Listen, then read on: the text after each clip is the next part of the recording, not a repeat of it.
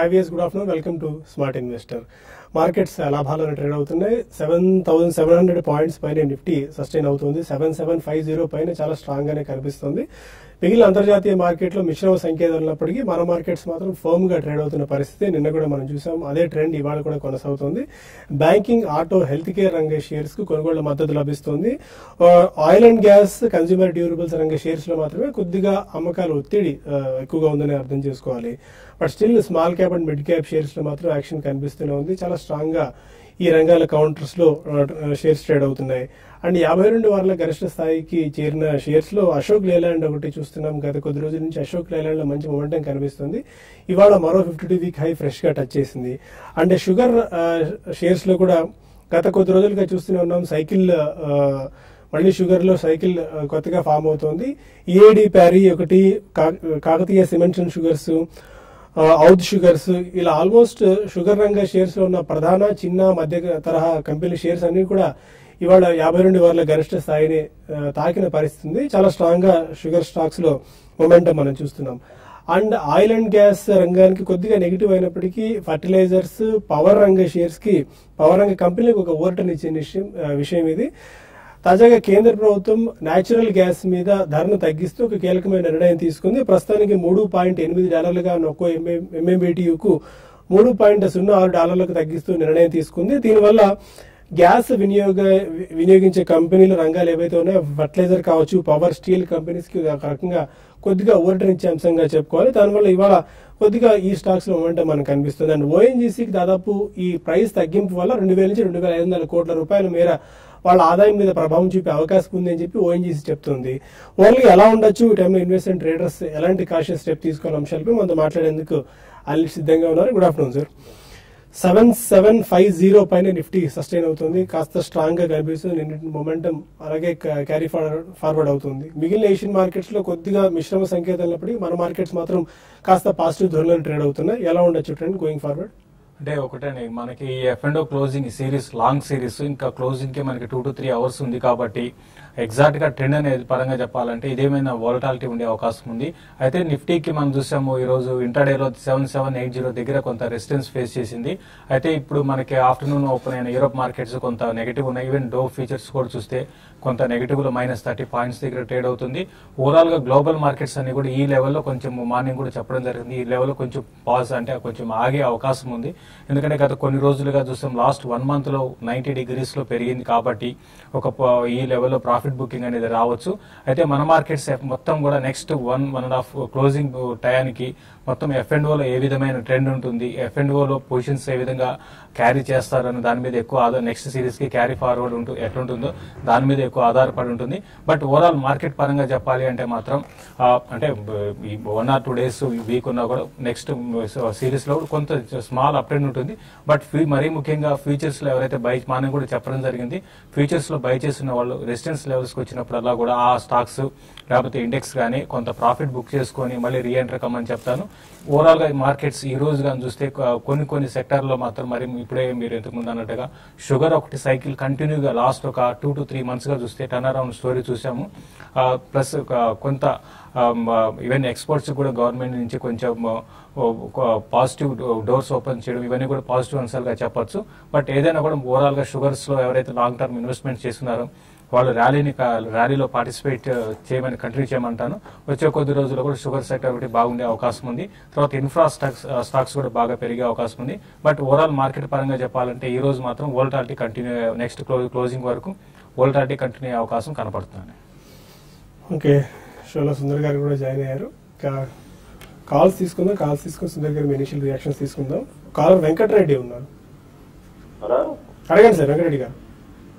Sir మేము IDFC bank లో SIP ద్వారా ఇన్వెస్ట్మెంట్ చేస్తున్నాం సార్. అది ఎట్లా కరెక్టా? ఐడిఎఫ్సి బ్యాంక్ లో సిప్ ద్వారా ఇన్వెస్ట్మెంట్ చేస్తున్నాము, సిప్ పద్ధతిలో. ఓకే, ఎంతకాలం చేద్దాం అనుకుంటున్నారండి? మేము 6 to 7 years చేస్తున్నాం అంటే చేద్దాం అనుకుంటున్నాము. వారానికి 5,000 ఇన్వెస్ట్మెంట్ చేస్తున్నాం అంటే. ఐడిఎఫ్సిలో సిప్ బ్యాంక్ అండి. IDFC bank 6 to 7 years better బెట్టేనా? ఓవరాల్ గా ఐడిఎఫ్సి చూస్తే కనుక లాస్ట్ కపుల్ ఆఫ్ ఇయర్స్ గా బాగా వీక్నెస్ మనం చూస్తున్నాము. ఈ మధ్య కొంచెం మార్కెట్ రికవరీ తోటి, పైగా బ్యాంకింగ్ సెక్టర్ ర్యాలీ తోటి ఈ స్టాక్ కూడా కొంచెం స్వల్ప అప్ ట్రెండ్ చూసాము. బట్ ఓవరాల్ గా మార్కెట్ తో పోలిస్తే కనుక కొంచెం అండర్ పెర్ఫార్మ్ చేసిన స్టాకే. మీరు 5,000 రూపీస్ అంటే కొంచెం మంచి అమౌంటే. ఒక స్టాక్ లోనే ఇన్వెస్ట్ చేసే బదులు నా ఉద్దేశం అయితే కనుక ఒక 5 స్టాక్స్ లో 5 సెక్టర్స్ లో 1,000 గా ఇన్వెస్ట్ చేసుకుంటే మంచిది. పైగా 5 years కి ఎక్స్ట్రీమ్ లాంగ్ టర్మ్ కాబట్టి ఒకే స్టాక్ మీద బెట్ చేయడం మంచిది కాదు. మీ పోర్ట్ఫోలియోని చక్కగా డైవర్స్ చేసుకుంటే కనుక ఫార్మా చూస్తే కనుక ఇప్పుడు బాగా స్టాక్ బాగా పట్టడం జరిగింది. ఫ్రంట్ లైన్ స్టాక్స్ కూడా కొంచెం అట్రాక్టివ్ లెవెల్ కనిపిస్తుంది. అలాగే ప్రైవేట్ బ్యాంక్స్ కూడా చూస్తే కనుక ఈ మధ్య లాస్ట్ 1 or 2 weeks గా మళ్ళీ రీరైటింగ్ అవడం జరిగింది.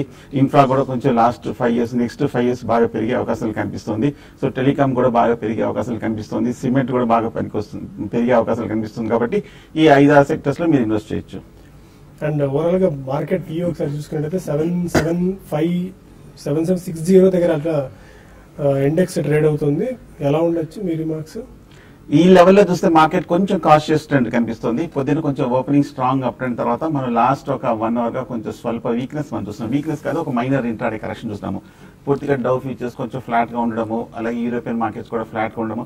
అంతకన్నా ముఖ్యంగా మనకి డెరివేటివ్స్ క్లోజింగ్ వస్తుంది కాబట్టి కొంచెం ప్రాఫిట్ బుకింగ్ తోటి మనం మార్కెట్ లో స్టాక్స్ లో కొంచెం ప్రాఫిట్ బుకింగ్ చూస్తున్నాము. 7,750 దగ్గర నేను కూడా ఇంచుమించు హై అదే. లాస్ట్ వీక్ కూడా ఒక మైనర్ టాప్ ఏర్పడింది. ఇవాళ కూడా రెండో రోజు కూడా పరీక్షిస్తుంది. ఒకవేళ కనుక 7,750 కనుక ఇవాళ ఒక 3 కనుక దాని కింద కనుక ట్రేడ్ అవుతే ఈ లెవెల్ స్ట్రాంగ్ రెసిస్టెన్స్ ఫార్మ్ అయినట్టు అనుకోవచ్చు. నెక్స్ట్ 1 or 2 days కన్సాలిడేషన్ కూడా వెళ్లే అవకాశం కనిపిస్తుంది. ఓవరాల్ గా మార్కెట్ బులిష్ గానే ఉంది.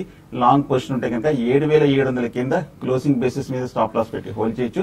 అలాగే షార్ట్ పొజిషన్ అవాయిడ్ చేయండి, ఎందుకంటే మార్కెట్ చాలా స్ట్రాంగ్ అప్ మూవ్ లోనే ఉంది. పైగా మద్దతు పైన ఉంది. ఒకవేళ కనుక 7,600 బ్రేక్ అవుతాయి, ఇంచుమించు అది 150 పాయింట్ల దూరం ఉంది కాబట్టి పెద్దగా పరీక్షించే అవకాశం లేదు. 7,600 కింద క్లోజ్ అయితేనే షార్ట్ టర్మ్ కరెక్షన్. అప్పటి వరకు లాంగ్ పొజిషన్స్ ని మెయింటైన్ చేయొచ్చు. హైదరాబాద్ నుంచి మరో కాలర్ బోస్. బోస్ గారు సార్ నమస్కారం అండి. నమస్కారం సార్, చెప్పండి సార్. మ్యాక్స్ ఇండియా షేర్స్ కొన్నానండి నేను. ఓకే. అదే అది డీమేట్ చేస్తామని చెప్పేసి అన్నారండి. అది తర్వాత అది max India max financial service కింద లిస్ట్ అయిందండి ఇది. ఓకే. అవునండి, డీమర్జ్ చేస్తా అన్నారు. తర్వాత మీకు ఆల్రెడీ ఉండుంటే మీకు మ్యాక్స్ ఫైనాన్స్ తర్వాత మ్యాక్స్ ఇండియాని రెండుగా డీమర్జర్ చేశారండి. బట్ మీకు ఆల్రెడీ వచ్చి ఉంటాయండి. అది జరిగి కూడా చాలా రోజులు అయింది. ప్రస్తుతం ఉన్న పరిస్థితులు ఏంటంటే మీరు ఒకసారి అంటే మీరు దాని గురించి అంటే మీరు ఇన్వెస్ట్మెంట్ కంటిన్యూ చేద్దాం అనుకుంటున్నారా, లేకపోతే క్వశ్చన్ మీరు కరెక్ట్ అడగలేదండి. బట్ మ్యాక్స్ ఇండియా అయితే రీసెంట్ గా కొంచెం కరెక్ట్ అయ్యి ఇప్పుడు అప్ అండ్ వచ్చింది. మీరు హోల్డ్ చేయమని చెప్తానండి. కరీంనగర్ నుంచి ప్రసాద్ కాల్. హలో, అడగండి ప్రసాద్ గారు. సార్, ఈ ఎల్ఐసి హౌసింగ్ ప్రజెంట్ రేట్ లో బై చేయొచ్చా అండి? ఎల్ఐసి హౌసింగ్ ఫైనాన్స్ మీ టైం హోరైజన్ ఎంత అండి? ఎంతకాలానికి ట్రేడింగ్ పర్పస్ ఇన్వెస్ట్మెంట్ గురించా? ట్రేడింగ్ అండి. ఎల్ఐసి హౌసింగ్ ఫైనాన్స్ ఇప్పుడు బై చేసుకోవచ్చు. ఎల్ఐసి హౌసింగ్ ఫైనాన్స్ చూస్తే కనుక చాలా స్ట్రాంగ్ అప్ మూవ్ లో ఉంది. మనం లాస్ట్ 6 months క్రితం కూడా మార్కెట్ డౌన్ ట్రెండ్ లో చూస్తే కనుక ఎల్ఐసి హౌసింగ్ ఫైనాన్స్ మటుకు కొంచెం స్ట్రెంగ్త్ కనబరిచింది. ప్రతి డిక్లైన్ లోనూ అక్యుములేషన్ కనిపిస్తుంది, పెద్ద డిస్ట్రిబ్యూషన్ కనిపించట్లేదు.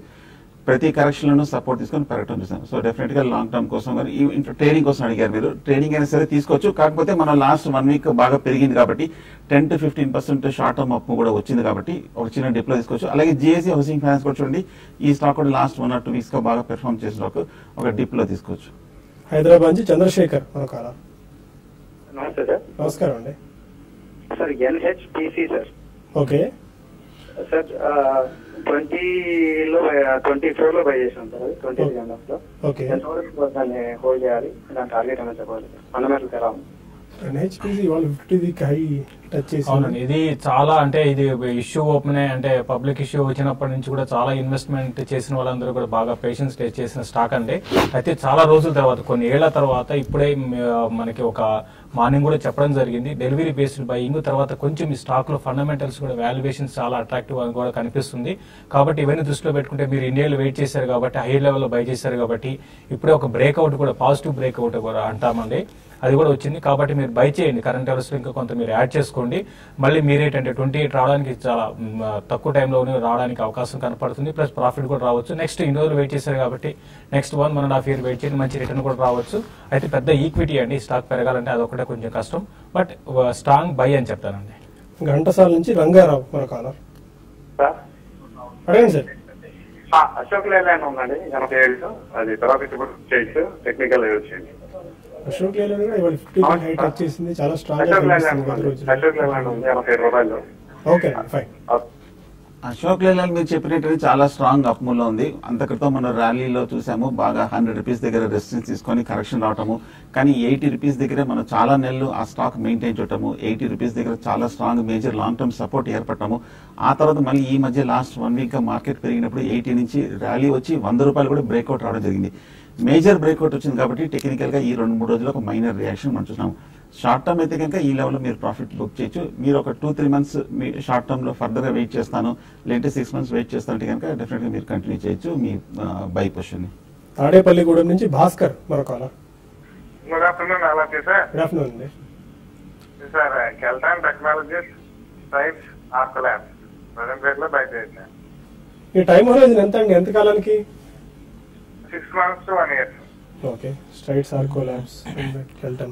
స్ట్రైట్స్ ఆర్కో ల్యాబ్ ఒకటి, ఫార్మా స్టాక్స్ మాత్రము ఇంతకు ముందు కూడా చాలా సార్లు మన షోలో చెప్పడం జరిగింది. ఇంతకు ముందు లాగా పెరిగే అవకాశం అయితే కనపట్లేదండి. దానికి 1-2 కారణాలు చెప్పొచ్చు. ఒకటి ఏంటంటే రెగ్యులేటర్ ఇష్యూస్, తర్వాత ఇండియన్ గవర్నమెంట్ నుంచి ఒక ఫార్ములేషన్, అదొక సెంటిమెంట్ నెగిటివ్. ప్లస్ ఇంకోటి ఏంటంటే ఓవరాల్ గా కాంపిటీషన్ కూడా మనం చూస్తే జనరిక్ ఒకటి బాగా ఇండియాలో జనరిక్ కైండ్ ఆఫ్ మెడిసిన్స్ అనేది బాగా ఇంతకు ముందు చూస్తే 1-2 ప్లేస్ లో ఉండేది, ఇప్పుడు మొత్తం ఓవరాల్ ఇండియా స్ప్రెడ్ అవుతుంది. దానివల్ల ఏంటంటే మార్జిన్స్ బాగా పెరిగే అవకాశం ఉందని స్ట్రైట్స్ ఆర్కో ల్యాబ్ మీరు ఫండమెంటల్స్ బాగున్నావు కూడా, బట్ దానికన్నా వేరే సెక్టర్ ని వేరే స్టాక్ ని సెలెక్ట్ చేసుకోమంటాను. ఇప్పుడున్న పరిస్థితుల్లో స్ట్రైట్స్ ఆర్కో ల్యాబ్ వద్దని ఇంకో స్టాక్ కెల్టన్ టెక్నాలజీస్ కూడా చూస్తే ఇది రీసెంట్ గా ఫండమెంటల్స్ బాగానే ఉన్నాయండి. మనం మేనేజ్మెంట్ కూడా రీసెంట్ గా మాట్లాడడం జరిగింది. బట్ ఓవరాల్ గా ఈ స్టాక్ రీసెంట్ గా బాగా పెరిగిన స్టాక్, బట్ వాళ్ళ గ్రోత్ అంటే ఫ్యూచర్ ప్లాన్స్ కానీ చూస్తే డెఫినెట్ గా ఎవ్రీ డిప్ లో బై చేయదగ్గ స్టాక్ అండి. కాబట్టి మీరు కరెక్షన్స్ లో మీరు దీన్ని బై చేసుకోమని చెప్తాను. కొంచెం పెరగడం విధానం ఓవర్ బాట్ లో ఉందండి. అండ్ సమయాభావం వల్ల మెయిల్స్ తీసుకోలేకపోతున్నాం. బులెటిన్ కొన్ని కారణాల వల్ల ఆలస్యంగా ప్రారంభమైంది, అందువల్ల మెయిల్స్ కి ఇవాళ ప్రిఫరెన్స్ ఇవ్వలేని పరిస్థితి. ఎందుకంటే చాలా మెయిల్స్ వచ్చాయి. Extremely sorry for that. ఇది వాళ్ళ స్మార్ట్ ఇన్వెస్టర్. ఇప్పుడు బిజినెస్ బ్రేక్ఫాస్ట్ లో మళ్ళీ కలుద్దాం. Stay with us.